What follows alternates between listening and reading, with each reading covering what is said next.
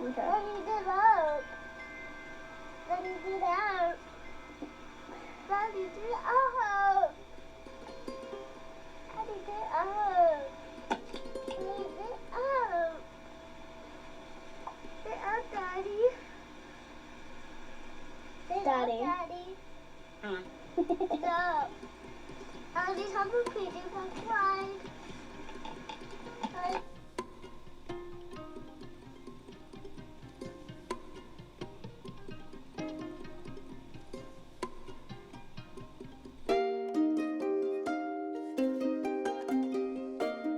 Okay, it's been a whole year since I quit social media, and I just thought I would share some reflections or some lessons from my year without social media.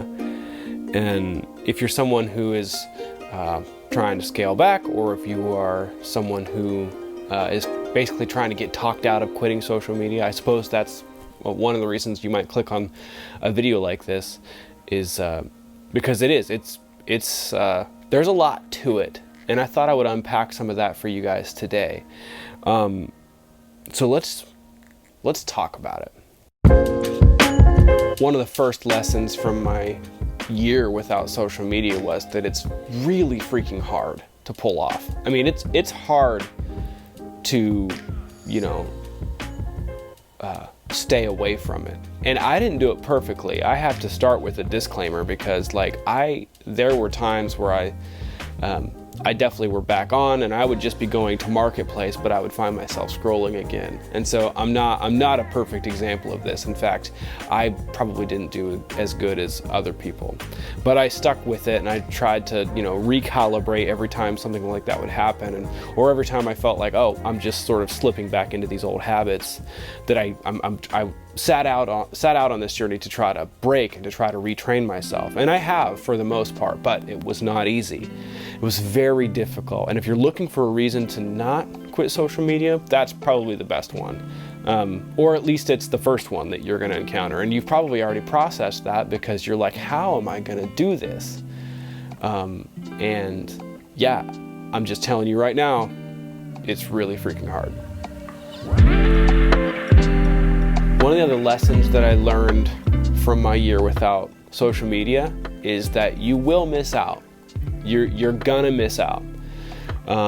You're gonna miss out on those important updates from friends, whether it's they're going in for a surgery, or whether a family had a new baby, or they're celebrating some sort of life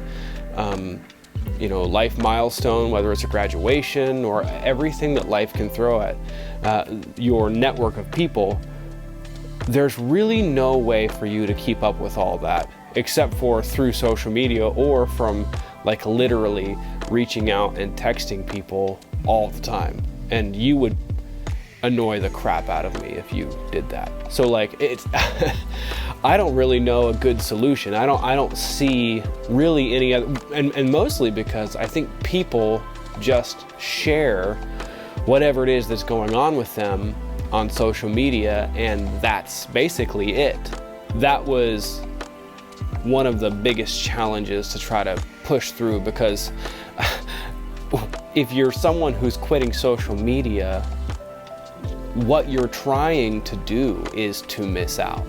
The point of this whole thing is that you're gonna miss out on the drama, on the negativity, on the things that cause you crazy stress, on the things that drain you of your mental energy, things that you have no control over.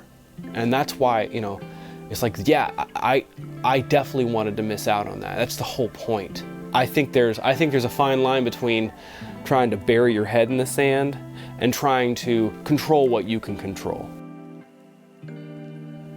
The last big lesson from my year without social media, and again, I should probably put asterisks with that, because I didn't do it perfectly, but the coolest thing about it is that it's worth it.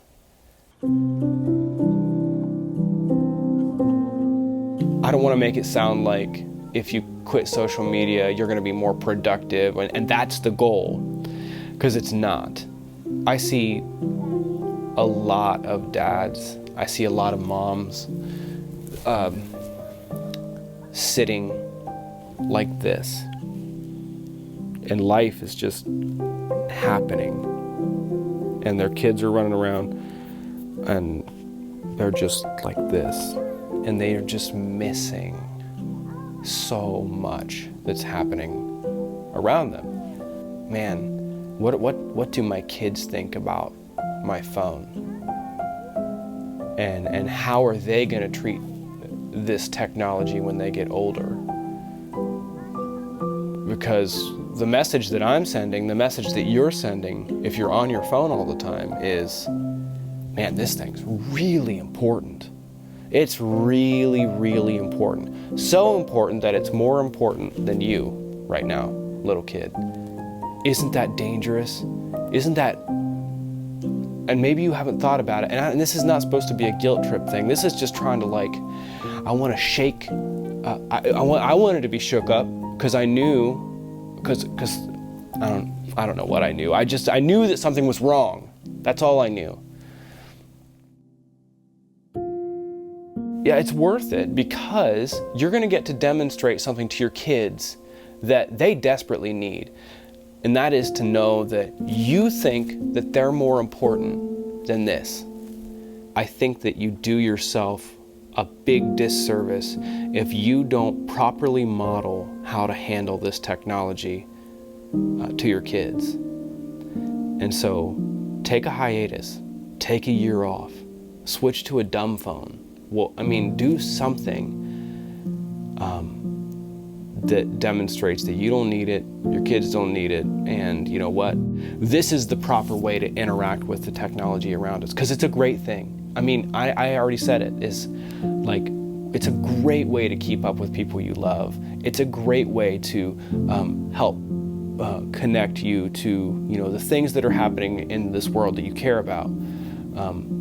It's just that when they start to replace, when it starts to take over your life, when it starts to distract you from the world, from the life that's happening around you, and your kids are only this small once,